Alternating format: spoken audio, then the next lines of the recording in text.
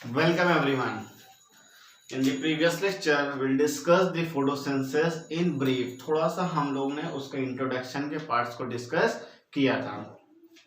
अब जो main part है आज हम लोग प्रोसेस ऑफ फोटोसिंथेसिस को देखेंगे. प्रोसेस ऑफ फोटोसिंथेसिस कैसे होता है फोटोसिंथेसिस. तो पहले समझिए कि फोटोसिंथेसिस जनरली जो होता है हम लोगों का डे टाइम में होता है. कब होता है? डे टाइम में. डे टाइम में होता है क्योंकि डे टाइम में सनलाइट्स अच्छे अमाउंट्स में होते हैं. ठीक है. और ये जो है कि लाइट्स आपके क्लोरोप्लास्ट जो हम लोग ने पीछे देखा था वहां पे पड़ता है. तो क्लोरोप्लास्ट लाइट को रिसीव करता है तो क्लोरोफिल जो है कि एक्साइटेड हो जाते हैं. ठीक है. तो यहां से लाइट मिल गई आपको सनलाइट से, प्लस रूट हेयर एब्जॉर्ब करता है वाटर को. Absorb water. ठीक है. वाटर को एब्जॉर्ब करता है, जाइलम तक लेके जाता है और जाइलम जो है वाटर को लीफ में पहुंचाता है और फोटोसिंथेसिस टेक प्लेस होता है. ठीक है. और ये फोटोसिंथेसिस जो होती है वो carbon dioxide plus water, sunlight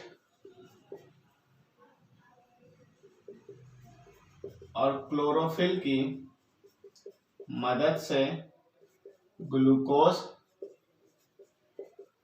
plus water plus oxygen release होता है. अब देखिए पिछले हमने वीडियो में यहाँ पर 6 मॉलिक्यूल्स ऑफ वाटर लिया था तो यहाँ पे वाटर को ऐड नहीं किया था.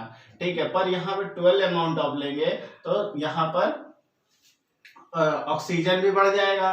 तो यहाँ पर वाटर भी हम लेंगे और ऑक्सीजन को भी बढ़ाएंगे. अब अगर बैलेंस देखना है तो देखिए यहाँ पर 24 आपके हाइड्रोजन है, यहाँ पर देखिए 12 प्लस 12 24, ऑक्सीजन यहाँ पे 12 प्लस यहाँ पर 12 तो 24 इधर भी हो गया. देखिए 6 यहाँ पर, 6 यहाँ पर और 12 यहाँ पर, 24 यहाँ पे तो बैलेंस होगा. लेकिन जो करेक्ट डेफिनेशन ये रिएक्शन है वो यही आपकी. कभी फोटोसिंथेसिस की रिएक्शन आती है तो रिएक्शन के साथ देंगे तो मार्क्स अच्छे मिलते हैं. और बाय प्रोडक्ट पूछता है फोटोसिंथेसिस का तो आपका ग्लूकोज हो गया, वाटर एंड दी ऑक्सीजन, ये हो गया. ठीक है. तो this is the process of photosynthesis में ये रिएक्शन बनता है. पर हमने दोनों रिएक्शन आपको बता दिया तो गलत कोई सी नहीं है. अब फोटोसिंथेसिस जो है कि 2 स्टेप्स में होता है जो कि बहुत इंपॉर्टेंट है. And that 2 step is light reaction and dark reaction. तो लाइट में क्या होता है, डार्क में होता है, उसको हम देखते हैं क्या है. देखिए लाइट रिएक्शन 2 ही 3 स्टेप में लाइट रिएक्शन आपका हो जाएगा. तो जो फोटोसिंथेसिस है ये 2 स्टेप्स में होते हैं आपके. ठीक है. पहला आपका है लाइट रिएक्शन. ये जो लाइट रिएक्शन है ये लाइट इंडिपेंडेंट रिएक्शन है. ये लाइट डिपेंडेंट है क्योंकि लाइट पे डिपेंडेंट है तो डिपेंडेंट रिएक्शन है. ठीक है. और ये क्या कहते हैं, इसी में ही आपका जो है फूड बनता है. तो ये जो है कि लाइट रिएक्शन से फोटो केमिकल रिएक्शन भी इसको कहते हैं क्योंकि लाइट से केमिकल में चेंज होता है तो इसको फोटो केमिकल रिएक्शन भी कहते हैं. ठीक है. तो नाम आपको पता होना चाहिए. इसमें क्या होता है देखिए, जब लाइट आपकी डे टाइम में क्लोरोफिल पे पड़ती है तो क्लोरोफिल जो है उसको रिसीव करता है, एक्साइटेड होता है. और एक्साइटेड होता है तो यहाँ पर फोटोलिसिस की प्रोसेस होती है. अब ये फोटोलिसिस क्या होता है, फोटोलिसिस देखिए क्या होता है. फोटो मीन्स होता है लाइट और लिसिस मतलब होती है ब्रेकिंग. मतलब लाइट की मदद से वाटर मॉलिक्यूल्स आपका ब्रेक होता है H प्लस और OH माइनस में. ठीक है. इसको बोलते हैं फोटोलिसिस. इसको बोलते हैं फोटोलिसिस। तो पहला स्टेप क्या है लाइट रिएक्शन में? फोटोलिसिस। मतलब जब लाइट आती है लीफ पर, क्लोरोफिल जो है उसको रिसीव करता है, तो वाटर मॉलिक्यूल्स को ब्रेक करता है H+ और OH- में। फिर इसमें दूसरा स्टेप क्या है? This H+ ion is picked up by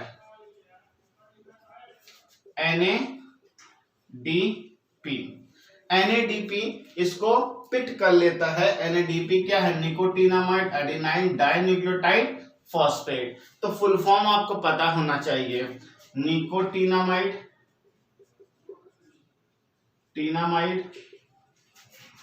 adenine dinucleotide phosphate. ठीक है, तो फुल फॉर्म पूछता है, ये पिक करता है तो बनता है NADPH2 फॉर्म करता है। और यही NADPH है जो NADPH जो है, ये जो है कार्बन डाइऑक्साइड को रिड्यूस करता है डार्क रिएक्शन में। ठीक है, ये याद रखिएगा, NADPH जो है कार्बन डाइऑक्साइड रिड्यूस करता है डार्क रिएक्शन में। अब ये जो NADPH है, ये एक इलेक्ट्रॉन आपका लूज करता है। ठीक है, तो NADPH फॉर्म होता है। ठीक है, तो ये फर्स्ट स्टेप है, मतलब हाइड्रोजन H+ का हमने यूज किया। अब देखते हैं OH- में क्या होता है। ठीक है, इसको समझ गए होंगे। फोटोलिसिस में क्या होता है? लाइट ब्रेकिंग होती है, वाटर H+ OH- में ब्रेक होता है। H+ is picked bye NADPH जो क्या है? Nicotinamide adenine dinucleotide phosphate. अब ये जो है NADPH क्या होता है? इसका फंक्शन क्या है? कार्बन डाइऑक्साइड को रिड्यूस करता है डार्क रिएक्शन में। ठीक है, अब यहां से एक इलेक्ट्रॉन जब लूज होगा तो NADPH फॉर्म होता है। अब OH को देखते हैं। देखिए, OH भी इलेक्ट्रॉन को लूज करता है और फॉर्म करता है आपका रेडिकल। देखिए, OH आयन लूजेस इलेक्ट्रॉन, ये इलेक्ट्रॉन को लूज करता है एंड फॉर्म रेडिकल फॉर्म करता है। अब रेडिकल क्या है? अगर यहां से इलेक्ट्रॉन लूज हो जाता है तो वो रेडिकल हो जाता है। और टू रेडिकल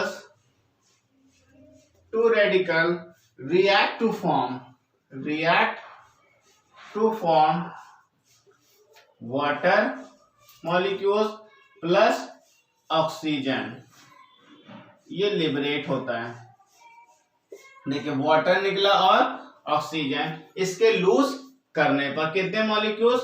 2 मॉलिक्यूल्स है। 2 radicals react to form water and oxygen. ठीक है, अब यहां से जो इलेक्ट्रॉन लूज हुआ था, ये जो इलेक्ट्रॉन लूज हुआ है, इसके मदद से जो है हमारा फोटोफॉस्फोरिलेशन होता है। ठीक है, अब देखिए फोटोफॉस्फोरिलेशन क्या है? फोटोफॉस्फोरिलेशन इतना बड़ा नाम है, देखिए क्या है? कुछ नहीं है। ठीक है, फोटो का फॉस्फोरिलेशन मतलब फॉस्फेट से रिलेशन बनाना। फोटो मीन्स लाइट, फॉस्फो मतलब यहाँ पे फॉस्फेट है, और इनसे क्या बनाना है? रिलेशन बनाना है, दोस्ती करना है।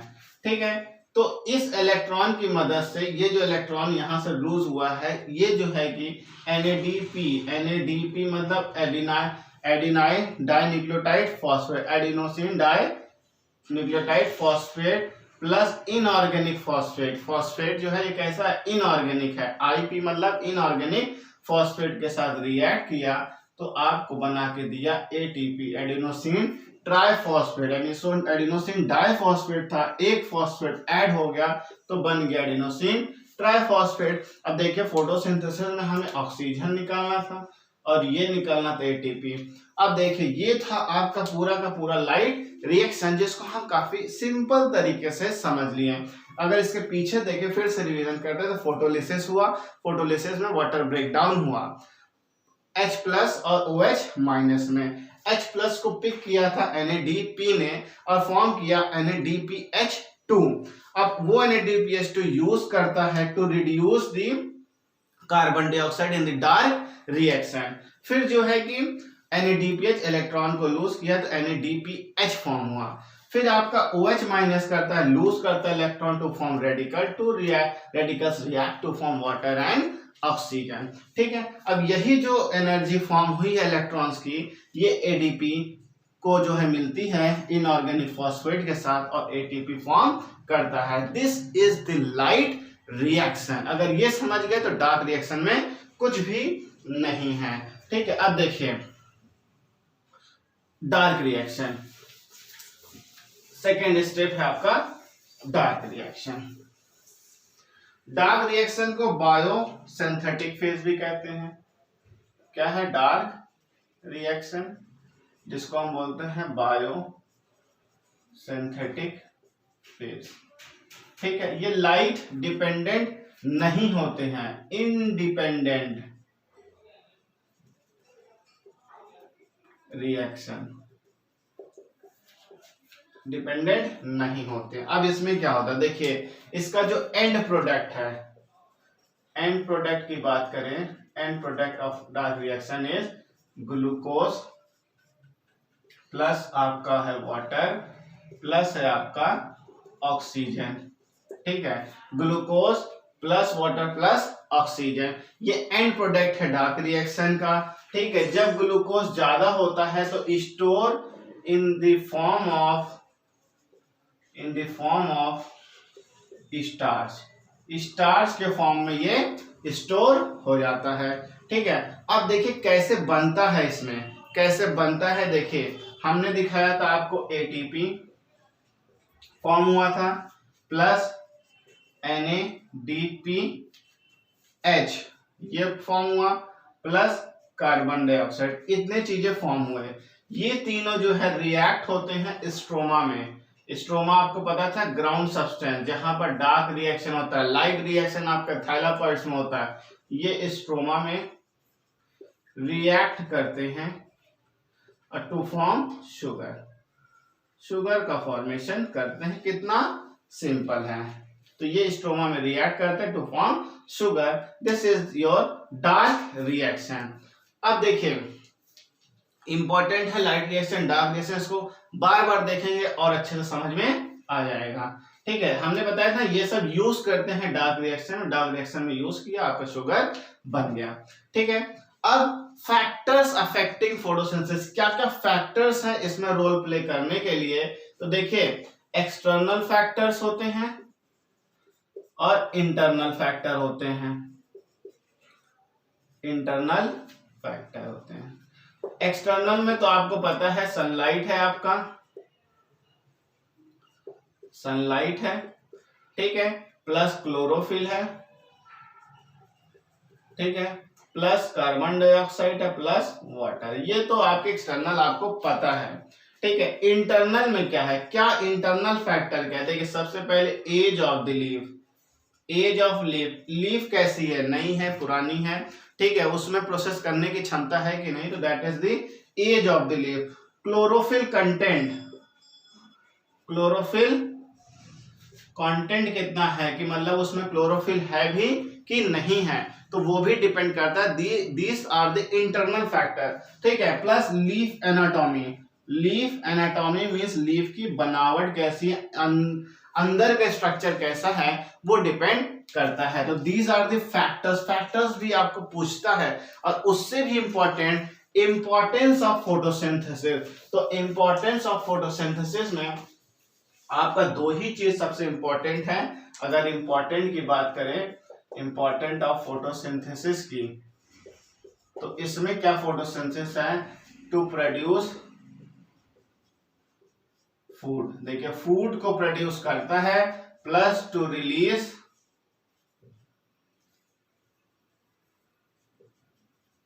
Gas and that is called the oxygen. तो दो ये चीजें हैं जो कि इंपॉर्टेंस ऑफ फोटोसिंथेसिस है।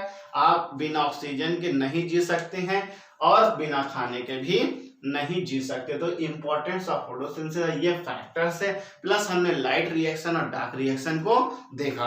अब देखिए इस चैप्टर में जो सबसे मेजर इंपॉर्टेंट पार्ट है वो इसके जो छोटे छोटे एक्सपेरिमेंट्स हैं कि फोटोसिंथेसिस इज नेसेसरी फॉर, तो फोटोसिंथेसिस जो नेसेसरी है आपका sunlight, chlorophyll and the carbon dioxide, ये 3 है, प्लस ऑक्सीजन रिलीज होता है वो। तो 4 प्रैक्टिकल आपको इसमें देखना पड़ेगा। उससे पहले आयोडीन का टेस्ट करना पड़ेगा कि उससे कौन सा कलर आता है। तो टोटल 5 हम देखेंगे और उसमें से एक क्वेश्चन जरूर आता है, उसको हम अपने नेक्स्ट लेक्चर में डिस्कस करेंगे। Thank you.